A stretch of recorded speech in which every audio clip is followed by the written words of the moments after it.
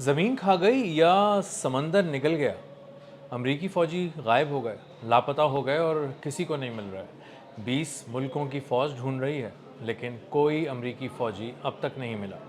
मेरा नाम अज़हर अली ख़ान है और आप देख रहे हैं आज की बात। और आज हम डिस्कस करेंगे उन अमरीकी फ़ौजियों का जो लापता हो गए, अमरीकी फ़ौज के सामने से लापता हो गए और फिर किसी को नहीं मिले।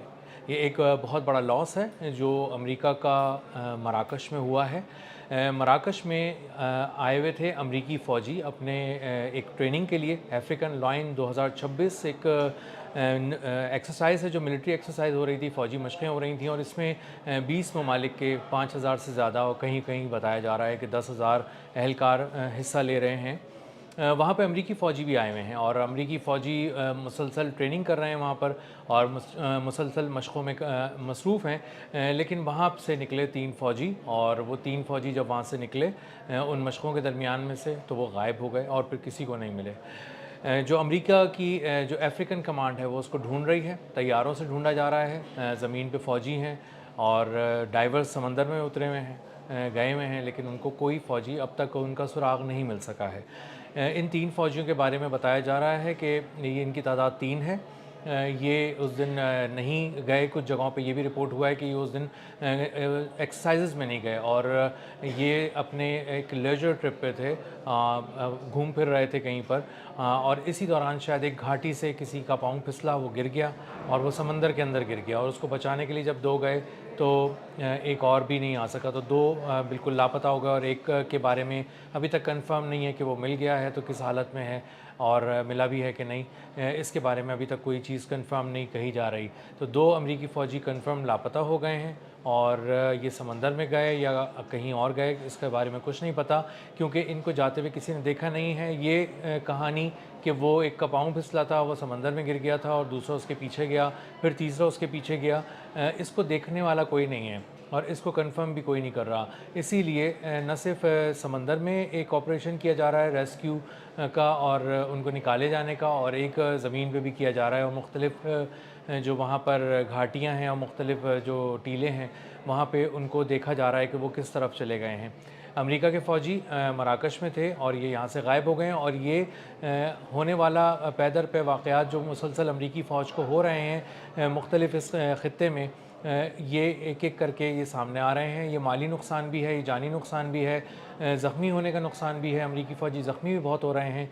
ईरान के महाज़ पे जब गए हैं तो 6 उनके फ़ौजी हलाक हुए हैं और कई एक ऐसे ज़ख्मी हैं जिनके बारे में बताया जा रहा है कि उनका डाटा भी अभी तक कंफर्म नहीं किया जा रहा कि उनकी तादाद कितनी है। इसी तरह हमने 2 रोज़ पहले मैंने बताया था कि यूएसएस हिगिंस एक उनका डिस्ट्रॉयर है, बहुत बड़ा जहाज़ है, बहरी जंगी जहाज़, इंतहाई जदीद जहाज़ जिस पर सर्वेलेंस का निज़ाम है, जिस पर अटैकिंग कैपेसिटी उसकी बहुत अच्छी है और वो आने वाले किसी भी हमले को रोक सकता है और न सिर्फ रोक सकता है बल्कि आगे जाकर दुश्मन को तबाह भी कर सकता है। बहुत दूर से वो दुश्मन को देख लेता है, पानियों के नीचे देख लेता है, फ़िज़ाओं से आते हुए ऑब्जेक्ट और प्रोजेक्टाइल्स को देख सकता है और उनको तबाह करने की सलाहियत रखता है। $90 मिलियन इसकी मालियत है और वो अचानक डेड हो गया और एक तैरती हुई लाश की सूरत में उसको लिखा जा रहा है मगरबी मीडिया के अंदर। यूएसएस हिगिंस में हुआ ये कि आग लग गई और आग लगने से उसका इंजन रूम भी जल गया और उसकी तमाम जो उसकी वायरिंग थी, एक तरह से आप कहें बिजली का पूरा निज़ाम था, वो जल के तबाह हो गया, जिसके बाद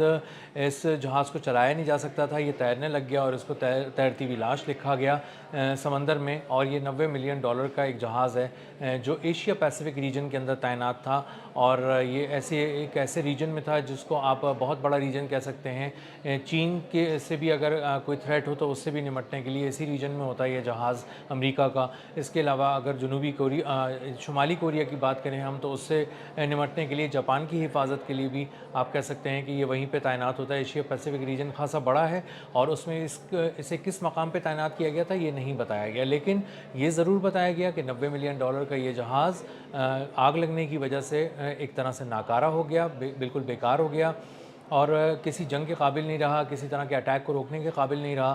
तो इसको फिर वहाँ से एस्कॉर्ट करके वहाँ से ले जाया गया और अब इसकी मरम्मत की जा रही है और ये एक پہلا یا دوسرا نقصان نہیں ہے جو امریکی بحریہ کو ہوا ہے.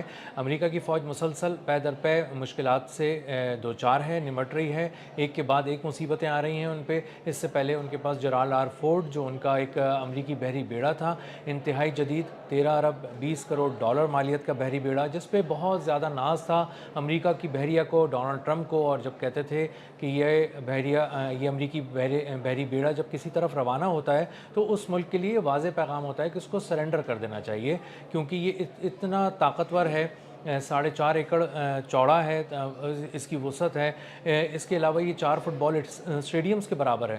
تو اگر یہ کسی کی طرف روانہ ہوتا ہے تو اس کے اوپر طیارے ہیں, جدید توپیں لگی ہوئی ہیں, سرویلنس کا بہترین نظام ہے, بہترین نیویگیشن سسٹم لگا ہوا ہے. تو یہ جس طرف جاتا ہے اس طرف اس ملک کو تباہ کر دیتا ہے یا اس کو سرنڈر کرا دیتا ہے.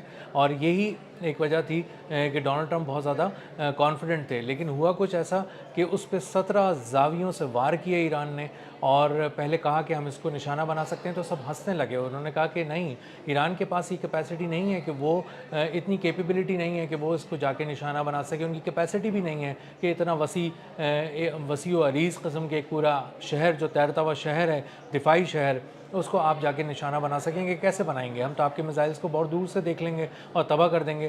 لیکن اندازہ ہوا کہ اس کو جیم کر کے, الیکٹرانک وارفیئر کے ذریعے, جی پی ایس کے ذریعے جیمنگ کر کے اس کو تباہ کیا. اس میں بہت زیادہ ناقابل تلافی نقصان سے اس کو دوچار کیا, اور اس کو 17 زاویوں سے ایران نے نشانہ بنایا. اور یہ الفاظ ڈونلڈ ٹرمپ کو کہنے پڑے کہ اسے 17 زاویوں سے نشانہ بنایا گیا, اور اس کے بعد اس کو واپس بھیجا گیا ہے, اور وہ اب جنگی میدان میں کسی قابل نہیں رہا. اسی طرح امریکہ کا بحری بیڑا ابراہم لنکن, جس پہ ان کو بہت زیادہ ناز تھا اور بہت کانفیڈنٹ تھے کہ ہم یہ ایران کی طرف بھیج رہے ہیں تو کچھ ایک فوجی مہم کے اندر بہت ہی کچھ غیر معمولی قسم کے سرپرائزز ایران کو ملیں گے, لیکن ایران نے الٹا اسی کو سرپرائز دے دیا اور ابراہم لنکن پہ بھی اس قدر شدید حملے کیے کہ ابراہم لنکن کو بھی زخمی کر کے, گھائل کر کے واپس بھیج دیا, اور اب اس کی مرمت کی جا رہی ہے. اور یہ 2 بحری بیڑے اب ایکٹیو وارفیئر کے اندر کہیں نظر نہیں آ رہے, ایکٹیو وار زون کے اندر کہیں نظر نہیں آ رہے, اور اب اندازہ یہ ہو رہا ہے کہ ایک ایک کر کے ان کی بحریہ جو ہے وہ مشکلات سے دوچار ہو رہی ہے, اور اس کو بہت بڑے نقصانات کا سامنا کرنا پڑ رہا ہے. ابھی کل ہی کی بات ہے کہ اسٹریٹ آف ہارموز میں, آبنائے ہرمز کے قریب جب جانے والا ایک جنگی جہاز امریکہ کا, جس کے بارے میں کہا گیا ایران کی جانب سے کہ 2 میزائل داغے گئے اور اس کو نشانہ بنایا گیا اور اس کو وہاں سے بھاگنا پڑا.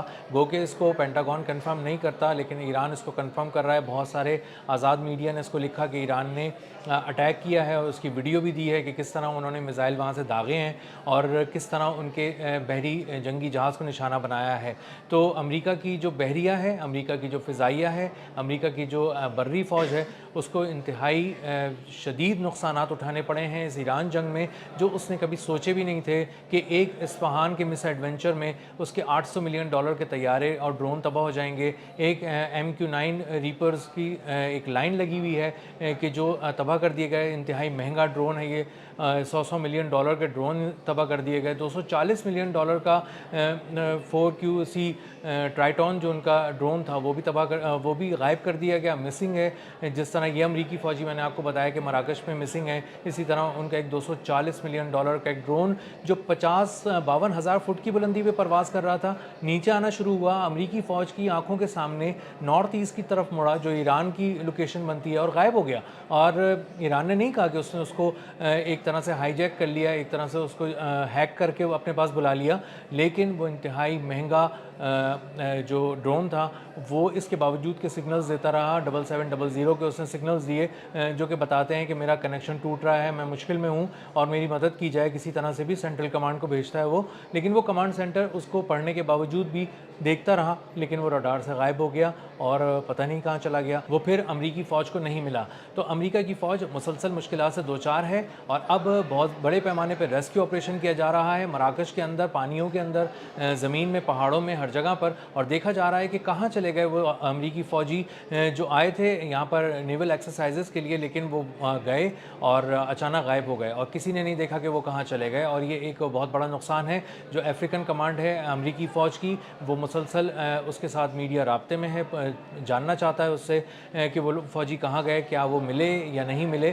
لیکن یہ ضرور ہے کہ ایک بہت بڑے پیمانے پر ریسکیو کا آپریشن کیا جا رہا ہے, اور آنے والے دن ہی بتا بتائیں گے کہ وہ امریکی فوجی مراکز سے ملے یا وہ کہیں غائب ہوئے تو کہاں چلے گئے، کوئی نہیں جانتا۔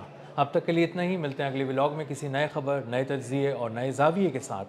اللہ حافظ۔